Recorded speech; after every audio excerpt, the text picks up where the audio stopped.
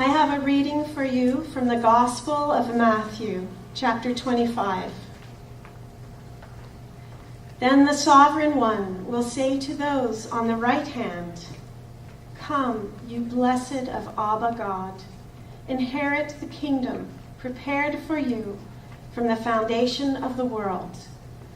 For I was hungry, and you gave me food. I was thirsty, and you gave me drink. I was a stranger, and you took me in. I was naked, and you clothed me. I was sick, and you took care of me. I was in prison, and you visited me." Then those honorable ones will say, "Teacher, when did we see you hungry and feed you, or thirsty and give you drink? When did we see you a stranger and take you in, or naked and clothe you? Or when did we see you sick or in prison and come to you?"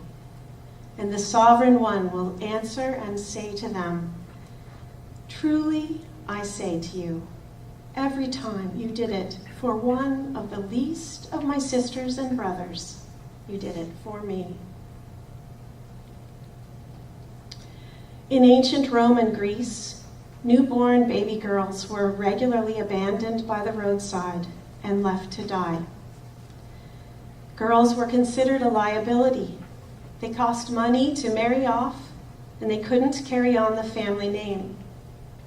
By the time of the Lord's birth on earth, Roman society was experiencing a severe shortage of women because of the neglect and abandonment of baby girls, though it didn't stop the practice.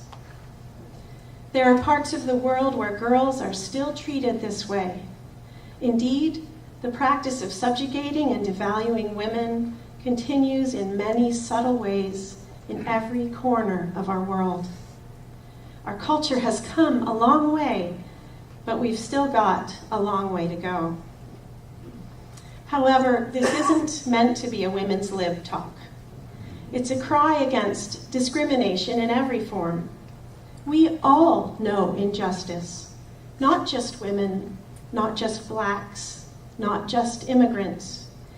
Every one of us in this room, at one time or another in our lives, has felt marginalized, singled out, or picked on. From playground bullying to being the last one picked for basketball, to being refused service or support because our income was too low.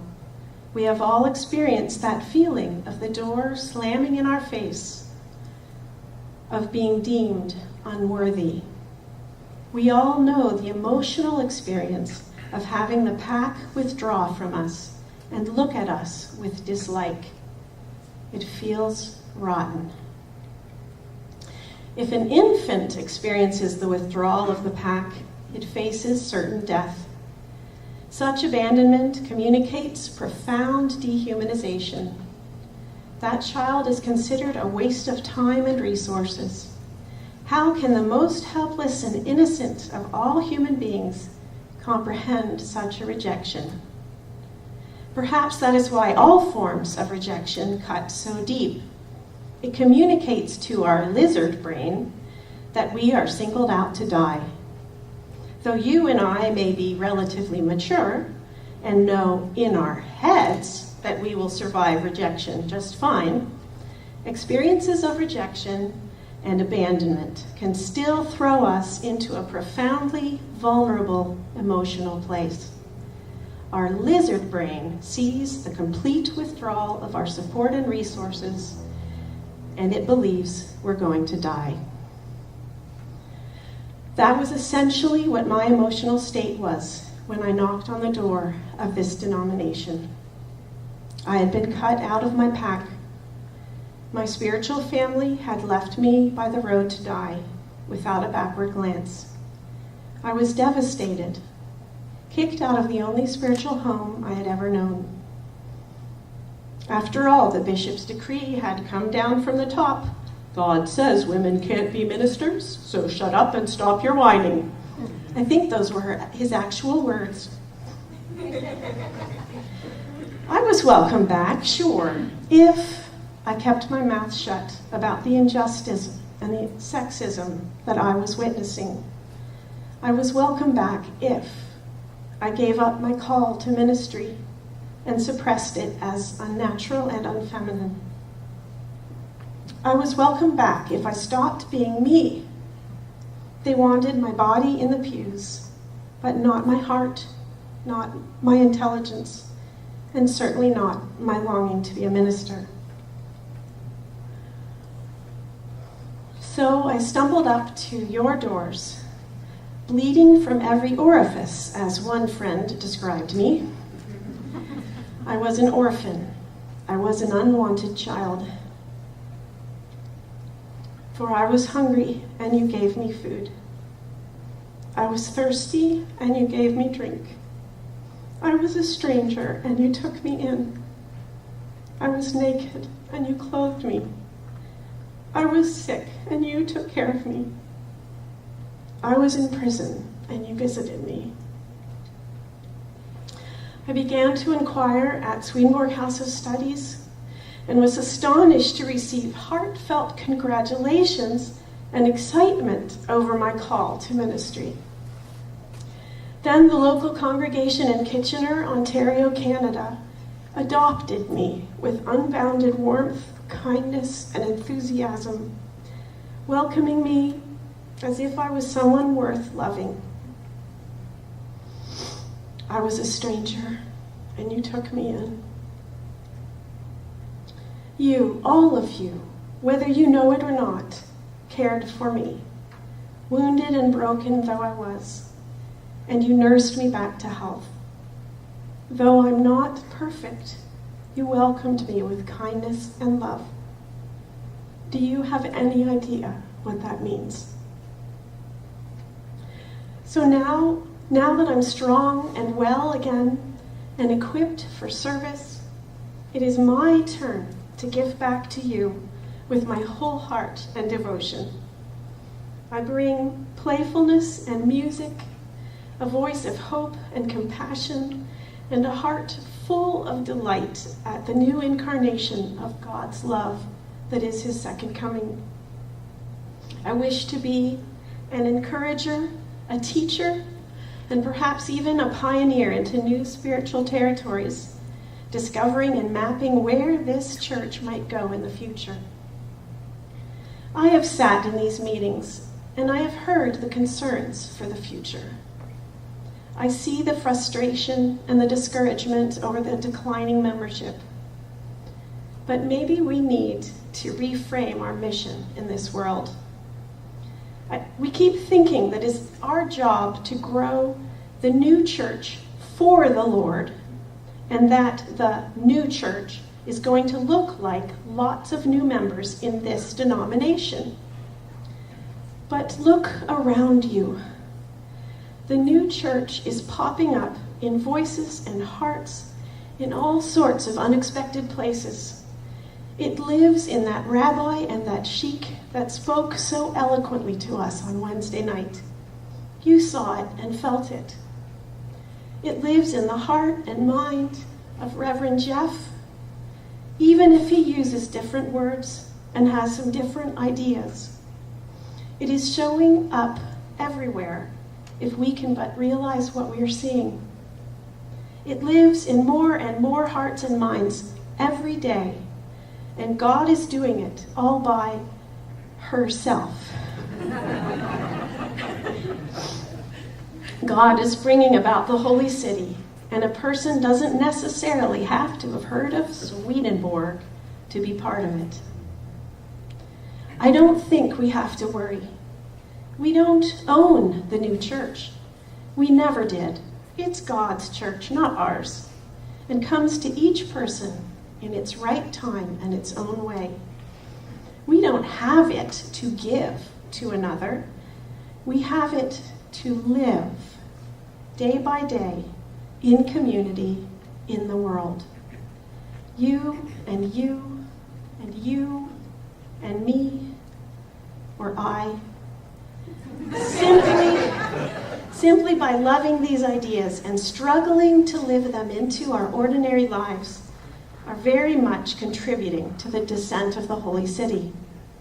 We bear witness to it with our lips, yes, but more importantly, we bear witness to it with the quality of our life on the planet.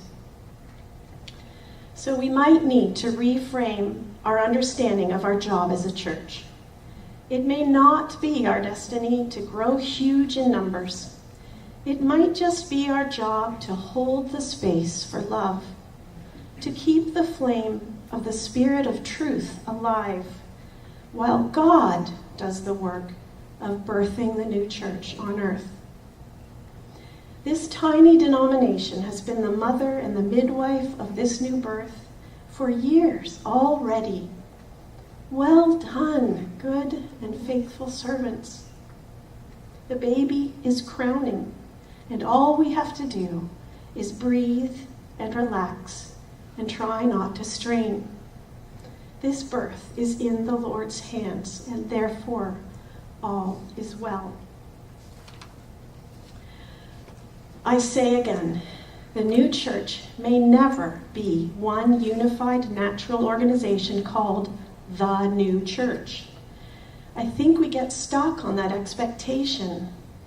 The new church may be what we are already seeing: rabbis and sheiks, imams and pagan priestesses, Lutherans and Presbyterians and agnostics who see that the one God is for everyone.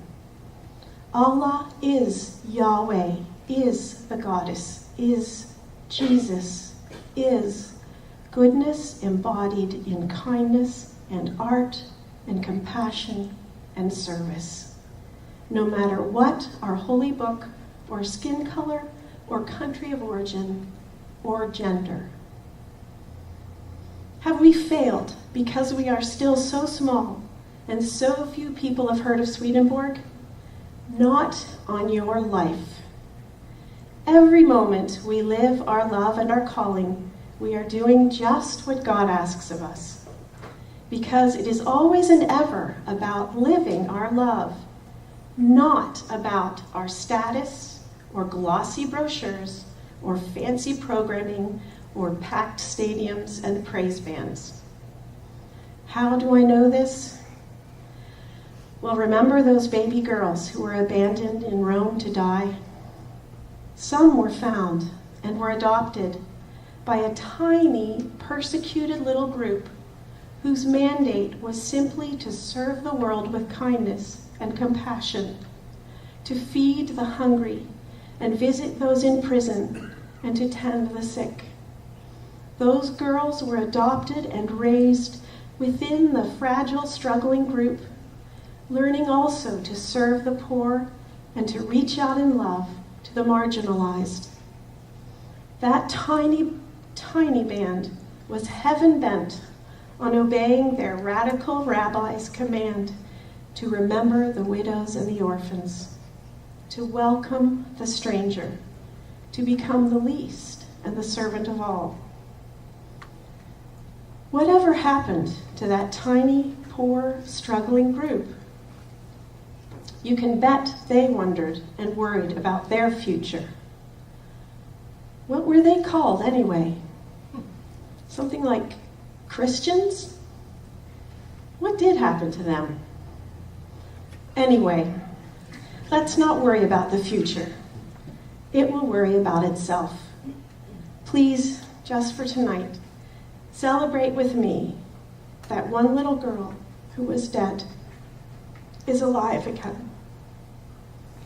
And God willing, thanks to you, I'm going to be one mighty power for good in the world. Tonight, celebrate with me the miracle that the newest good news, the absolute, trustworthy power of God's love, is and lives now. Of course we will work with all our might for this church because we love it so much. But we don't have to worry. All will be well with the church because it's not really up to us. It's in God's hands. And with God, all things are possible.